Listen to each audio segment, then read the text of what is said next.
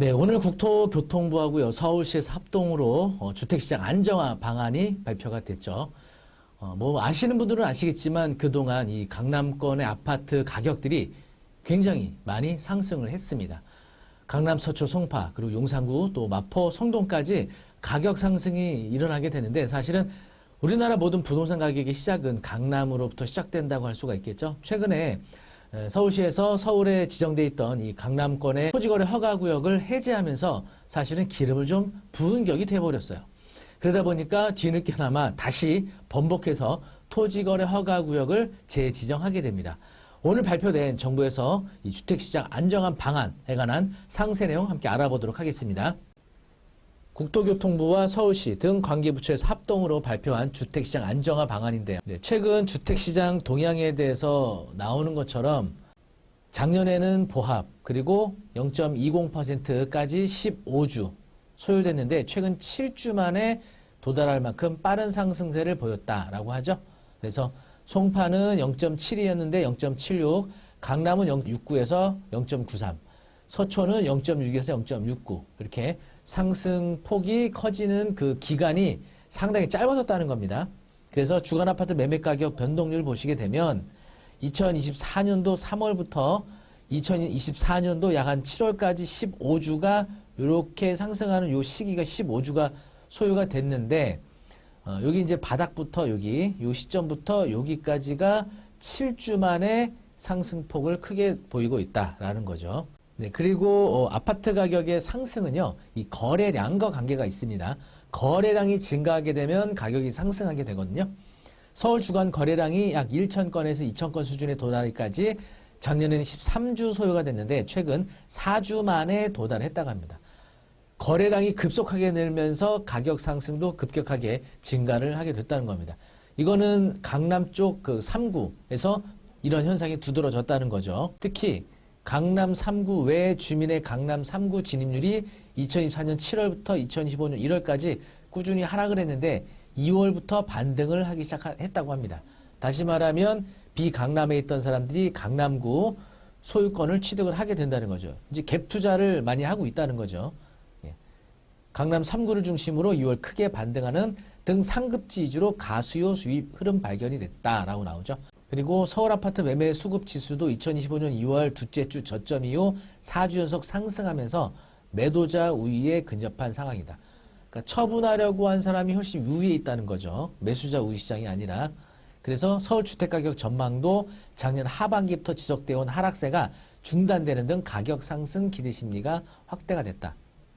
그래서 100 이상인 경우 매도자 우위인데 여기가 이제 100인 거죠, 여기가. 그런데 이렇게 내려갔다가 이렇게 반등을 하죠, 지금. 주택가격 전망도 여기가 이제 100인데 이렇게 올라갔다가 내려갔는데 다시 멈췄죠, 하락세가. 그래서 토지거래 허가 구역에 관해서 이제 강남 송파구 소재의 주택에 대한 토지거래 구역 해제되면서 왜 해제를 하냐고요? 네, 과열 조짐이 나타났습니다. 이거 몰랐을까요? 네.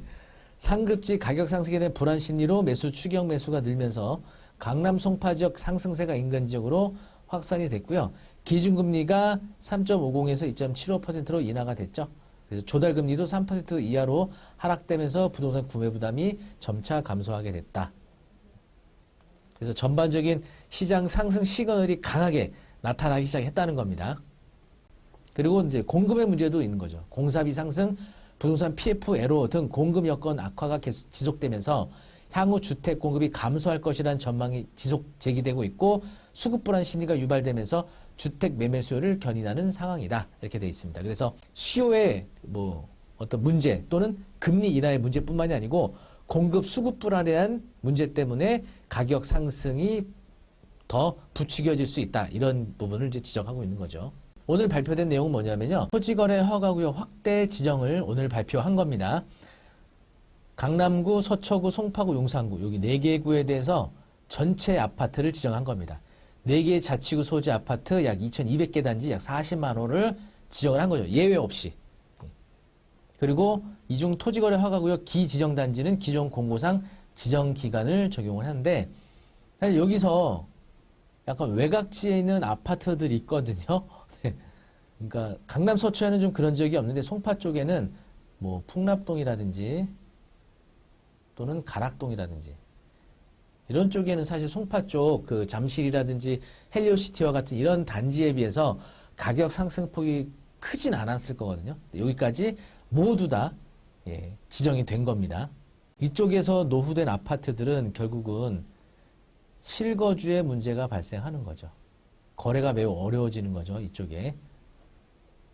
기간은 2025년 3월 14일부터 2025년 9월 30일까지 6개월간 지정하고 필요시 연장 적극 검토하겠다. 3월 24일부터 체결된 신규 매매 계약분부터 적용을 하는 겁니다. 그래서 여기 지도에서 보시는 것처럼 강남, 서초, 송파 여기 3개구 그리고 용산구까지 그리고 또 이 중에 압구정, 성수동, 여의도, 목동 여기는 기존에 이미 토지거래 허가구역으로 지정이 돼 있었던 곳이죠.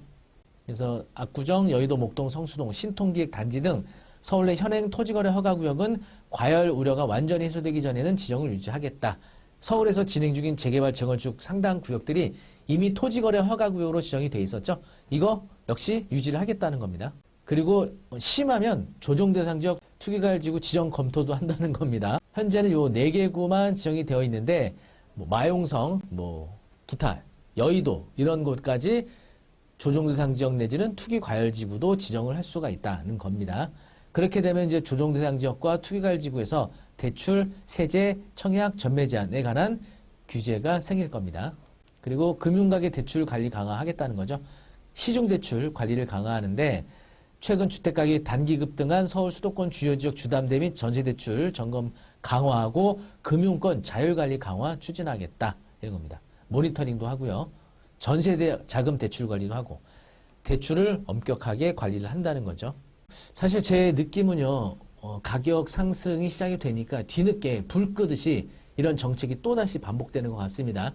지난 정권에서도 이 부동산 규제를 통해서 가격 폭등이 있었는데 물론 이번 정부에서 이렇게 가격 폭등까지는 아니지만 약간 지난 그 강남구와 서초구의 토지거래 허가구역을 해제함으로 인해서 그 밑에서 약간 부글부글 하던 그 부동산 매수 심리를 더욱 자극시켜서 가격 상승폭을 증가시켰다라고 보여집니다. 그래서 정책 만드시는 분들은 과연 이제 이런 것들이 부동산 시장에 어떤 여파를 미칠지 좀 고민을 하고 신중히 발표를 해야 되는데 뭐 가격이 조금만 내려갈 것 같으면 금세 해제했다가 또 가격이 또 오를 것 같으면 금세 지정했다가 시장이 굉장히 혼란스러워지는 거죠. 이게 안타까운 얘기긴 합니다. 자, 그런데 이렇게 토지거래 허가구역으로 지정이 되면요. 주거용 부동산의 경우에는 2년간의 실거주 요건을 갖춰야 됩니다. 갭 투자를 할 수 없다는 거죠. 그런데 실거주 없이 갭 투자할 수 있는 방법이 있긴 있죠. 한번 볼까요? 부동산 거래 신고 등에 관한 법률 보시면 국가 등의 토지 거래 계약에 관한 특례 돼 있고요. 2항에 보시면 다음 각 호의 경우에는 11조를 적용하지 않는다. 여기 11조는 토지거래 허가를 말하는 겁니다. 2호 보시면 민사집행법에 따른 경매가 있습니다. 그리고 대통령령으로 정하는 경우가 있어요. 따라서 경매로 진행 중인 물건들에 대해서는 토지거래 허가 없이 소유권 취득이 가능합니다. 실거주하지 않아도 된다는 거죠. 그렇게 되면 갭투자 바로 가능하죠. 낙찰받고 대금 납부하고 전세로 바로 임대를 올 수가 있는 겁니다. 실거주하지 않아도. 그리고 노후된 재개발 단지 내에서 사실은 노후된 빌라에 실거주하기가 어렵기 때문에 특히 뭐 용산 쪽에 청파동이나 서계동 쪽 가면요. 30년 이상 된 노후된 다세대나 주택들이 있어서 토지거래 허가구역이기 때문에 실거주 요건이 아니면 거래를 못한단 말이죠. 그래서 거래가 상당히 어려운데 그런 실거주하기 어려운 이런 노후된 주택단지들도 경매를 통해서는 실거주하지 않고 갭 투자가 가능하다는 장점이 있죠. 그런데 경매 외에도요. 토지거래 허가를 받지 않아도 되는 다른 예외가 바로 대통령령으로 정하는 경우가 있습니다. 어떤 것들이 있는지 보도록 하겠습니다.